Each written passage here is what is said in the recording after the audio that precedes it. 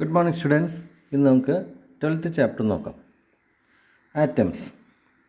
First question, explain Thomson model of atom.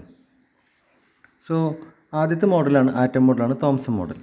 So according to the Thomson model, atom has a spherical shape. It is full of some positive matter and electrons are embedded in this positive matter, like plums in pudding. The total positive charge is balanced by the negative charge of the electrons. As a result of this, atom is electrically neutral. This model is sometimes called plum-pudding model. ഈ മോഡലിൻ്റെ ഒരു പേരാണ് plum-pudding model എന്ന്. ഏകദേശം ഇങ്ങനെയാണ് അതിൻ്റെ structure. ഈ atom എന്ന് പറയുന്നത് പോസിറ്റീവ് ചാർജ് നെഗറ്റീവ് ചാർജും ഒരൊറ്റ സ്ഫിയറിനകത്ത് കാണുന്ന രീതിയിലാണ്. Spherical cloud of positive charge. അങ്ങനെ ഒരു പോസിറ്റീവ് സെൻറ്റർ എന്നൊരു കൺസെപ്റ്റ് ഇവിടെ ഉണ്ടായിരുന്നില്ല. ഏകദേശം ഇതുപോലെയായിരുന്നു, ഒരു പുഡിങ്ങിലെ പോലെ. ഈ വെളുത്ത് കാണുന്നതിന് ഭാഗത്തെ ഇതിന് സ്ഫെറിക്കൽ ഷേപ്പാണ് ഇത് പറഞ്ഞിരുന്നു. പിന്നെ ഈ പോസിറ്റീവ് ചാർജസ് ഇതിനകത്ത് ഫില്ല് ചെയ്തിരിക്കുകയാണ്. അതായത് ഇപ്പോൾ ഈ വെളുത്ത് കാണുന്ന ഭാഗം പോലെ അതിനകത്ത് അവിടെയായിട്ട് ചില കുരുക്കളെ പോലെ ഇലക്ട്രോൺസ് എന്ന രീതിയിലാണ് ആദ്യത്തെ ആറ്റം മോഡലായ തോംസൺ മോഡൽ ആറ്റം എന്താണെന്ന് നമുക്ക് പറഞ്ഞ് മനസ്സിലാക്കി തന്നിരുന്നത്. ഇനി സെക്കൻഡ് ക്വസ്റ്റ്യൻ നോക്കാം. Explain alpha particle scattering experiment performed by Rutherford and also by Geiger and Marsden. ഈ എക്സ്പെരിമെൻറ്റിൽ ഒരു എക്സ്പെരിമെൻ്റ് സെറ്റപ്പാണ് നമ്മൾ ആദ്യം അറിയുന്നത്. Alpha particle scattering. Alpha particle scattering എക്സ്പെരിമെൻറ്റിൽ നമുക്ക് ആദ്യം വേണ്ടത് ഒരു സോഴ്സ് ഓഫ് ആൽഫ പാർട്ടിക്കിളാണ്. അത് റേഡിയോ ആക്റ്റീവ് സബ്സ്റ്റൻസ് ആയിരിക്കും. അതിൽ നിന്ന് വരുന്ന ആൽഫ പാർട്ടിക്കിൾസ്. ആൽഫ പാർട്ടിക്കിൾ എന്ന് പറയുന്നത് പോസിറ്റീവ് ചാർജുള്ള കണങ്ങളാണ്. ഹീലിയം ന്യൂക്ലിയസ് ആണെന്ന് പറയാം. ഹീലിയത്തിന് ന്യൂക്ലിയസ് മാത്രം, ഇലക്ട്രോൺസ് മാറ്റി ഹീലിയത്തിന് ന്യൂക്ലിയസ് മാത്രം. അത് ഒന്ന് ഗൈഡ് ചെയ്യാൻ വേണ്ടി ലെഡിൻ്റെ ബ്രിക്സിലൂടെ ചെറിയ ഹോൾസിലൂടെ അത് ഇലക്ട്രോൺസ് ബീം ചെയ്ത് പുറത്തേക്ക് വരും. അത് വന്ന് വീഴുന്നത് ഒരു ഗോൾഡ് ഫോയിലാണ്. സ്വർണ്ണം കൊണ്ടുണ്ടാക്കിയ വളരെ കട്ടി കുറഞ്ഞ വളരെ തിന്നായിട്ടുള്ള ഒരു ഷീറ്റ്, അതിനാണ് ഫോയിൽ എന്ന് പറയുന്നത്.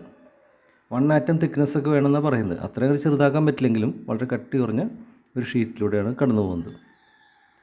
പിന്നെ ഈ വരുന്ന അതിൻ്റെ തിക്നെസ് ഇവിടെ നോക്കുക, 10⁻⁸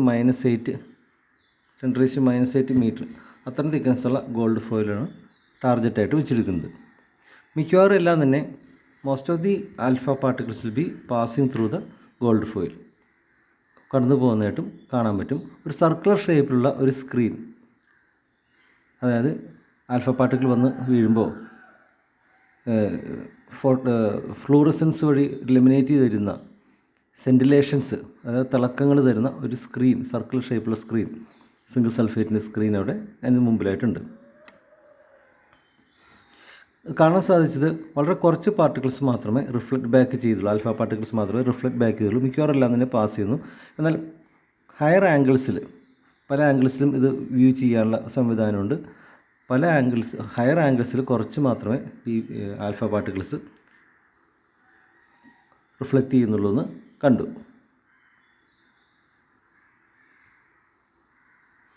നമുക്ക് എക്സ്പെരിമെൻ്റ് സെറ്റപ്പ് ഒന്ന് വായിച്ച് നോക്കാം. A narrow beam of alpha particles emitted from radon, which is a radioactive material, are made to incident on a thin gold foil. When the scattered alpha particles strike the fluorescent screen, zinc sulphide കൊണ്ടുണ്ടാക്കിയ സ്ക്രീനാണ്,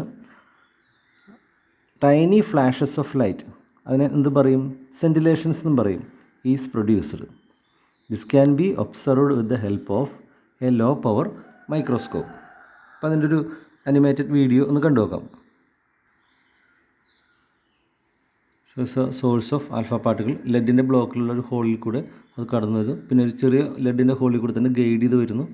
gold ഉണ്ട് ഒരു ഫോയിലാണ്. ഈ കാണുന്ന സെൻറ്റിലേഷൻസ്, പല ഭാഗങ്ങളിലായിട്ട് തിളക്കങ്ങൾ വരുന്നതാണ് സെൻറ്റിലേഷൻസ്. ഇവിടെയാണ് നമുക്ക് കൂടുതലായിട്ട് വീഴുന്നതായിട്ട് കാണുന്നത്. പക്ഷേ പല ഭാഗങ്ങളിലും സെൻറ്റിലേഷൻസ് ഉണ്ട്. ഈവൻ ഈ ഒരു പോയിൻ്റ് വരെ റിഫ്ലക്റ്റ് ബാക്ക് ചെയ്ത് വരുന്നതായിട്ട് കാണാൻ പറ്റും. ഈ സർക്കുലറായിട്ട് കാണുന്ന ഒന്നാണ് സിംഗിൾ സൾഫൈഡിൻ്റെ fluorescent screen.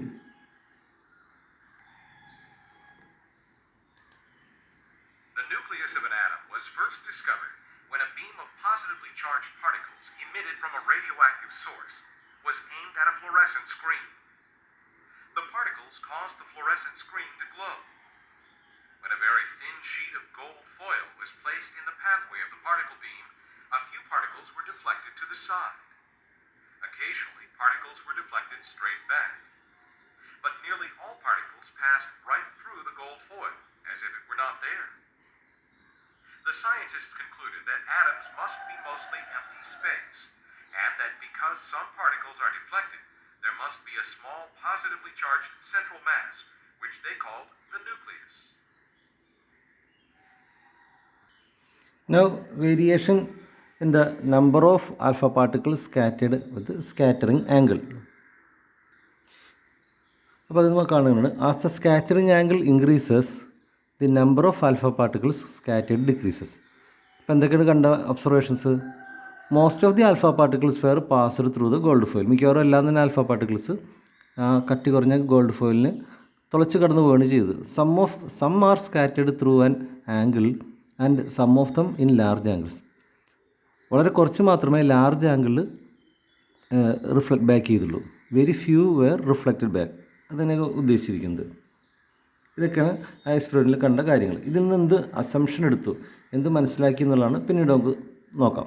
Alpha particle and gold nucleus are point charges. അന്ന് എടുത്ത ഒരു അസംഷനാണ് ആൽഫ പാർട്ടിക്കിളും ഈ ഗോൾഡ് ന്യൂക്ലിയസൊക്കെ പോയിൻ്റ് ചാർജുകളാണ് എന്നൊരു അസംഷൻ.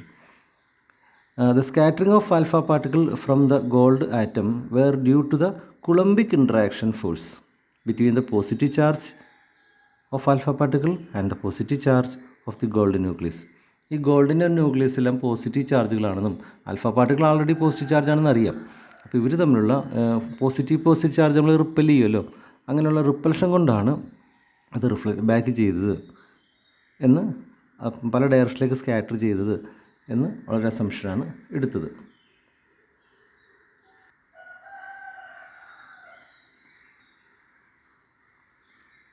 പിന്നെ എടുത്ത മറ്റ് assumptions, the nucleus of gold atom is very massive compared to the alpha particle.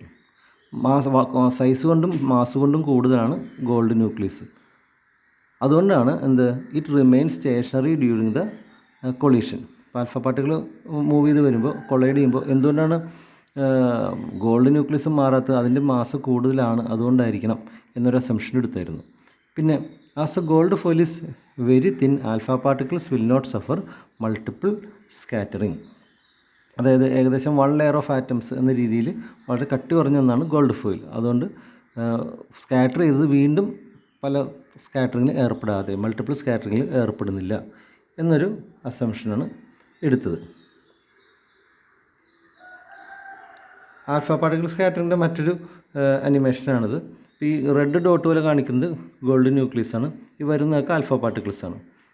അപ്പോൾ ഇവിടെ ഉണ്ട് ഒരു റിഫ്ലക്റ്റ് ബാക്ക് ചെയ്ത് ടച്ച് ചെയ്യുന്നതിന് മുമ്പ് തന്നെ അത് പോസിറ്റീവ് ചാർജുകളാണല്ലോ, അത് പരസ്പരം റിപ്പൽ ചെയ്ത് അകന്നു പോകുന്നതായിട്ട് കാണിച്ചത്.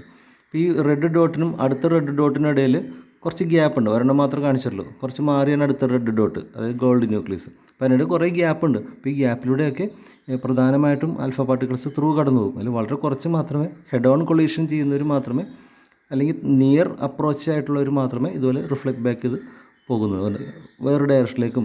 ഈ ബ്ലൂ പോണത് നോക്കുക, ബ്ലൂ പോണത് വളരെ റിഫ്ലക്റ്റ് ബാക്ക് ചെയ്താണ്, അത് വളരെ കുറച്ചുണ്ടാവുള്ളൂ. ഓക്കെ, ഈ എക്സ്പെരിമെൻറ്റിൽ നടത്തിയ കൺക്ലൂഷൻസ് എന്തൊക്കെയാണെന്ന് നോക്കാം. ഈ an atom may be regarded as a sphere of diameter 10⁻⁻10 meter. രണ്ടാമത്തെ അസംഷൻ ആയിരുന്നു, most of the mass and all the positive charges of the atom are concentrated in a very small central core which is called nucleus. അപ്പോൾ ആറ്റത്തിന് ഒരു nucleus ഉണ്ട് എന്നൊരു concept അവർ കൊണ്ടുവന്നിരുന്നു. മാസും അതുപോലെ ആറ്റത്തിൻ്റെ ചാർജും positive ചാർജും കോൺസെൻട്രേറ്റ് ചെയ്തിരിക്കുന്നത് ആ ഒരു സെൻറ്ററിലാണ് അത്രേ. അതിന് ഏകദേശമുള്ള ഡയമീറ്റർ നോക്കി 10⁻⁻14 മീറ്റർ. അപ്പോൾ ആകെ 10⁻15 മീറ്റർ പറഞ്ഞത്, അതിൽ ഇത്രയും ചെറിയൊരു ഭാഗത്താണ് മാസും ചാർജും കോൺസെൻട്രേറ്റ് ചെയ്തിരിക്കുന്നത് എന്നൊരു കൺസെപ്റ്റ്, ഒരു ഐഡിയയിലോട്ടും കൂടി അവർ കൊണ്ടുവന്നു. The nucleus is surrounded by electrons. The electrons are spread over the remaining part of the atom. അപ്പോൾ റിമൈനിങ് പാർട്ട് ഓഫ് ദി ആറ്റത്തിലാണ് ഇലക്ട്രോൺസ് സ്പ്രെഡ് ചെയ്തിരിക്കുന്നത് ഉള്ള അസംഷനിലേക്ക് ചെന്നെത്തി. Leaving plenty of empty space in the atom. അങ്ങനെ ആറ്റത്തിൽ ധാരാളം empty സ്പേസുകളുണ്ട് എന്നൊരു കൺസെപ്റ്റ്. സെൻട്രൽ മാത്രമാണ് പോസിറ്റീവ് ചാർജായ ന്യൂക്ലിയസ് ഉള്ളത് എന്നൊരു ആശയം കൊണ്ടുവന്നു. As the atom is electrically neutral, the total positive charge on the nucleus is equal to total negative charge of the electrons. ആറ്റത്തെ ആകമാനം നോക്കിക്കഴിഞ്ഞാൽ ന്യൂട്രലാണ്. കാരണം എത്രത്തോളം പോസിറ്റീവ് ചാർജ് ഉണ്ടോ അത്രത്തോളം നെഗറ്റീവ് ചാർജും ഉണ്ട് എന്നൊരാശയം കൊണ്ടുവന്നു.